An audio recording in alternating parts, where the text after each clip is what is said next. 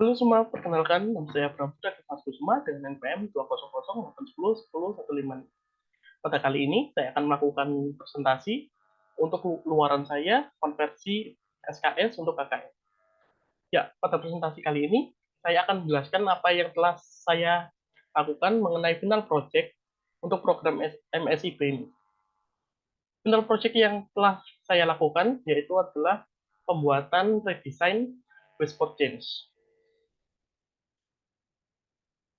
Selanjutnya, ini adalah teman-teman saya yang membantu saya selama pembuatan final project ini. Yang pertama ada Ayura, kemudian ada Teresia, kemudian ada Anissa, kemudian ada saya sendiri yaitu Abraham, dan terakhir ada Dimas. Sebelum itu, kita harus mengenal siapa dulu channel partner yang kita bantu selama pembuatan final project ini, yaitu perusahaan Waste for Change. Perusahaan ini merupakan perusahaan yang memberikan solusi untuk pengolahan limbah yang bertanggung jawab.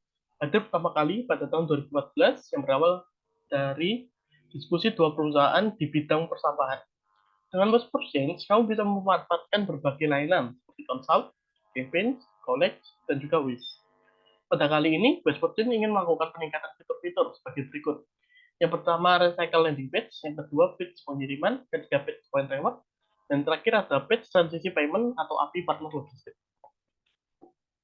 Untuk ini, kita melakukan pengidentifikasian masalah menggunakan metode fishbone diagram.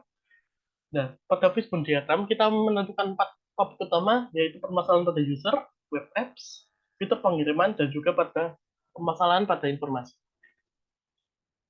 Ini merupakan user persona yang kita lakukan interview untuk menanyakan beberapa feedback atau masukan terhadap aplikasi yang telah kami buat.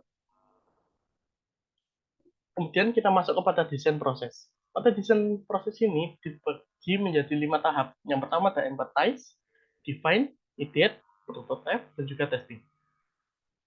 Pada tahap empathize, kita memahami serta menganalisa UX case, kemudian melakukan interview, dan yang terakhir mendalami lagi produk yang akan dikembangkan.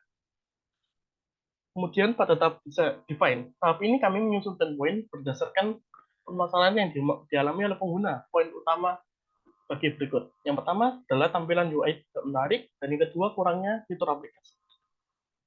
Kemudian pada tahap berikutnya, kami memberikan beberapa solusi yang kami masukkan ke dalam poin How Might We. Hasil dari tahap tersebut bagi berikut. Yang pertama, membuat guide untuk pengguna baru, dan kedua, memberikan edukasi untuk pengolahan sampah. Setelah itu, kita masuk ke tahap ide. Pada tahap ini, kami menyusun ide solusi dalam bentuk fitur yang nantinya akan dirancang dalam bentuk UI. Gambar di samping adalah beberapa fitur yang telah kami buat, seperti menyediakan fitur kirim OTP melalui email, adanya fitur user request, menampilkan jumlah poin yang didapatkan, dan sebagainya.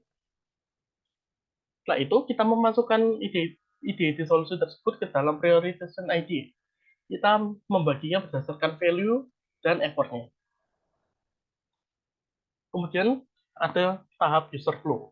Pada user flow ini, kita membuat 3 user flow. Yang pertama login dan register, kemudian user flow send your waste, dan terakhir user flow untuk redeem point. Dan ini merupakan user interface yang telah kami buat, salah satu contohnya untuk login page sebagai berikut. Kemudian untuk home dan send your waste-nya sebagai berikut. Bisa kita lihat pada home, terdapat beberapa poin yang disediakan, seperti pengecekan poin, profil, send your waste, dan sebagainya. Ini merupakan tampilan profil dan redeem point-nya sebagai berikut. Terdapat beberapa pilihan untuk penukaran poinnya, bisa seperti Dana, OVO, ShopeePay, dan sebagainya. Ini demo prototipenya. Setelah kita melakukan berbagai tahap sebelumnya, kita masuk ke usability testing. Pada usability testing ini, kita melakukan interview terhadap seorang pengguna untuk menilai dari desain aplikasi kami.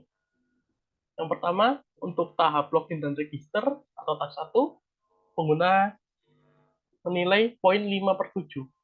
Kemudian pada queue atau tahap 2, 6/7. Pada tahap ketiga yaitu send your waste atau teks ketiga 6/7. Kemudian pada teks terakhir yaitu redeem point 6,5/7. Untuk secara keseluruhan, nilai yang kami dapatkan adalah 5,9/7. Untuk kesimpulannya, berdasarkan proses perancangan UI UX aplikasi Whispergence, dapat kami simpulkan sebagai berikut. Berdasarkan hasil testing, prototipe aplikasi Whispergence sudah dapat dipahami oleh user, tetapi masih butuh peningkatan lagi. Fitur yang dibutuhkan peningkatan ada dua, yaitu login dan register, serta send your wish. User tidak hanya memerlukan tampilan UI yang menarik, tetapi juga yang memiliki UX branding yang dapat mengarahkan mereka. Ya, begitu saja untuk presentasi kali ini.